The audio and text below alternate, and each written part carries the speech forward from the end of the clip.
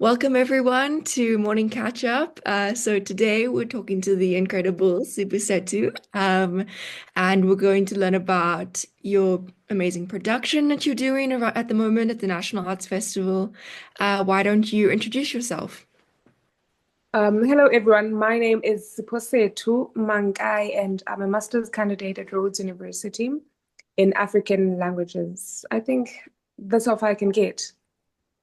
Oh, I'm Amazing. the writer and director of Umbhobho, the Red Five. How can I forget the most important one? Okay. Great. And can you please tell us a bit about your performance? What is your performance called? What is it about? What is your audience range in terms of age range? Yeah, anything you'd like to say about your performance? All right. So the name of my play is Umbhobho, the Red Pipe. So Umbhobho, the Red Pipe is the story of a 15-year-old girl called Iso, who is a very bubbly, explorative girl who encounters a tricky situation where she gets pursued by her teacher, her life science teacher, which is Mr. Ntleki. So in that, it doesn't only end with Mr. Ntleki pursuing this girl, but it ends up being a whole sexual relationship, which according to the Sexual Offences Act, it is statutory rape. So I think that's about it. Like that's the story, like the gist of it. The range or the age range of this performance is 13 years and above. But for the sake of having a conversation, because one thing that the performance aims is to have a conversation around these issues, we have made it 14 years to try and get an audience that will be able to realize what is going on stage, to have a conversation about these things, to kind of see how they feel when these things happen. Because in most cases, when these sexual relationships happen, most learners do not actually realize that they are being raped.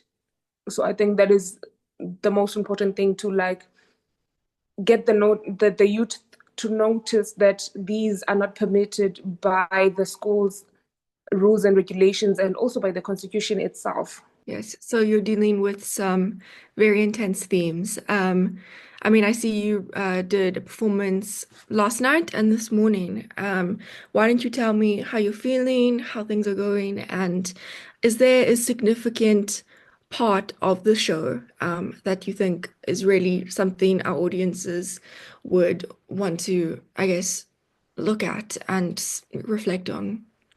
All right. Um, with the two shows that we've already done, yeah, I feel good. I feel like we've already, like, one thing I like to say is that we cannot get this far only for us to get this far.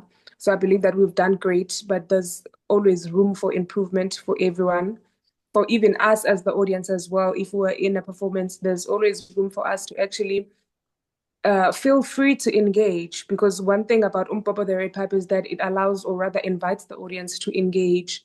So in most cases that I noticed that when the audience is being invited to join, they're like, we don't know what to do. We are not used to this. So there's always that way of trying to see how else can we invite the audience without them feeling as if they are being forced to be part of Umbhobho the Red Pipe.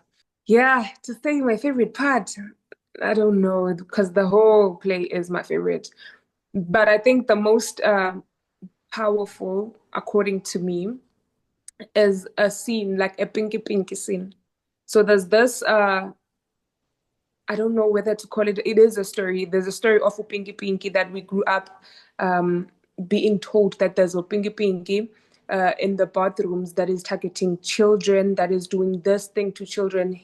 Like this beast of Upinki Pinky was drawn for us to make sure that whenever you're going to the bathroom, you do not go alone, but you always have a friend that you're going with, which when I interpreted that and looked at it now that I'm older and can fully understand, it was just another way to just warn learners to not go into the bathrooms, because maybe something had happened to someone. Someone had met a perpetrator in the bathrooms and something had happened to them, but now they didn't know how to tell that story because they felt like they wouldn't be heard, or they were never encouraged to share that story fully.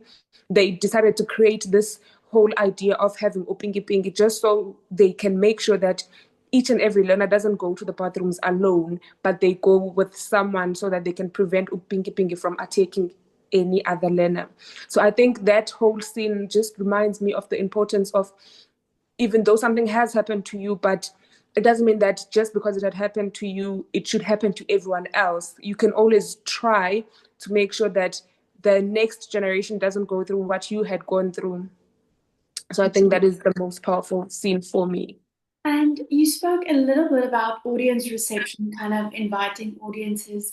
What would you say, what were some of the reactions that really stuck with you, with learners or children who maybe really resonated with your message? There's a very recent one which I'm not sure if I can share because it was a bit personal, but I think if I can just take a few, because there were quite a lot of things that were written. We have a white cloth that we have put in our venue for us to allow the audience to write whatever that they want to write, how they felt during the play. So I think the one that stuck with me was that there's a question that we write on the placards: what is justice? And that person was replying, I guess, to that question, that justice would look like, if we were to say what is justice, we would say that justice is when no one, or rather no other child or woman, goes through this same situation. That would be justice.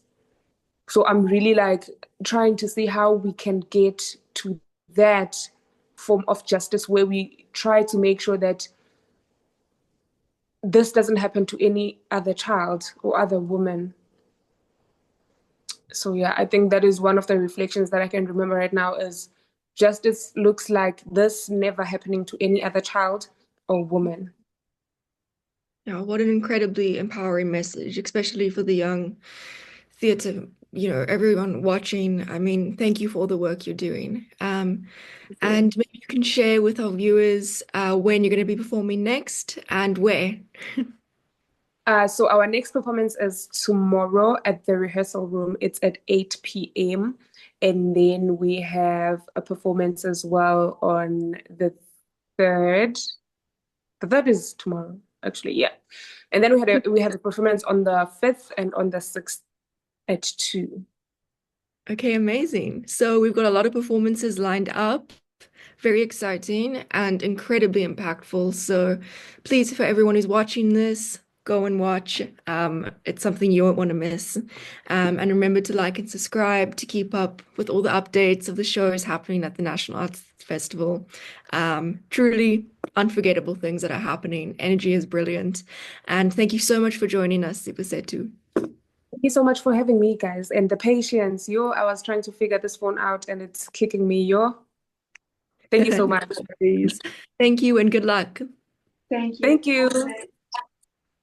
Thank you. Bye.